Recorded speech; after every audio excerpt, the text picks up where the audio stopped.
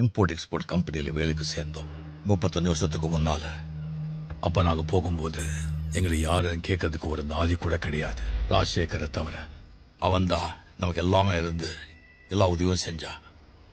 என் மேலே அவனுக்கு அவ்வளோ அன்பு. அவன் வீட்லேயே தங்க வச்சான். அவன் உசுருக்கு உசுராக இருந்த அவன் தங்கச்சியை எனக்கு கல்யாணம் பண்ணி வச்சான். அனாதையாக இருந்த எனக்கு ஒரு அட்ரஸ் கொடுத்து என்னை மரியாதையாக வாழ வச்சான். நாங்கள் கூலிங்க சார். முதலாளிங்க தான் எங்களுக்கு கொடுக்குறவங்க. எந்த பொட்டியில் எந்த பொருள் இருக்குன்னு தெரியாது. அது எங்கே வைக்கணும்னு சொன்னால் அங்கே வைக்கணும், எங்கே தூக்கணும்னா அங்கே தூக்கணும். அது நாங்கள் முதலாளி மேலே வச்சிருந்த நம்பிக்கை.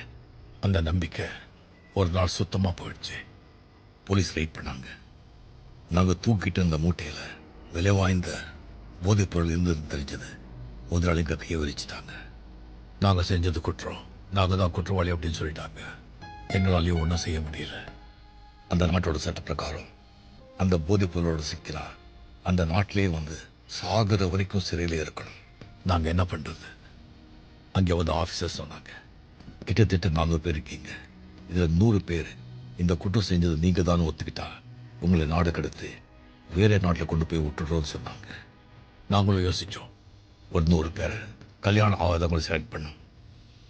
அந்த 100 பேரில் என்னுடைய ஆளுங்க 60 பேர். அவங்க பார்க்கும்போது என்ன, ஹேய் அனாதையாக இருந்த எங்களை இங்கே கொண்டு வந்து இப்போ குற்றவாளியாக்கி இன்னொரு நாட்டுக்கு அகதி அனுப்ப அப்படின்னு பார்க்குற மாதிரி இருந்தது. நான் ஏதோ பேசாமல் அவங்க கூட போயிட்டேன். இது ராஜசேகர் தான். நீ அவங்க கூட போகக்கூடாது, நீ போனால் திரும்ப வர முடியாது. அங்கே போனால் என் தங்கச்சி மறந்துடணும், என்ன மறந்துடணும், வாழ்க்கையில் மறுபடி எங்களை பார்க்கவே முடியாதுன்னு சொன்னான். எனக்கே குடும்பமா தொழிலாளிகள் தான் எனக்கு முக்கியம். அவங்க கூட நான் போயிட்டேன். போன பிறகுதான் தெரிஞ்சது, அது நாடு கடத்தி வேற நாட்டுக்கு விடுறதுக்கு இல்லை, நடுக்கடல்லையே எங்களை சாவடிச்சு கடல்லையே தூக்கி போடுறது தான் அவங்க திட்டம். நான் போராடி எல்லாரையும் கொன்னேன். 20 பேரை மட்டும்தான் என்னால் காப்பாற்ற முடிஞ்சது.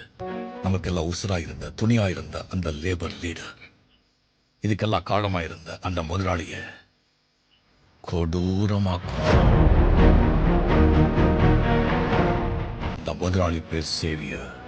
உங்க அப்பா அவனை கொன்ன அந்த லேபர் லீடர் தேவராஜ்.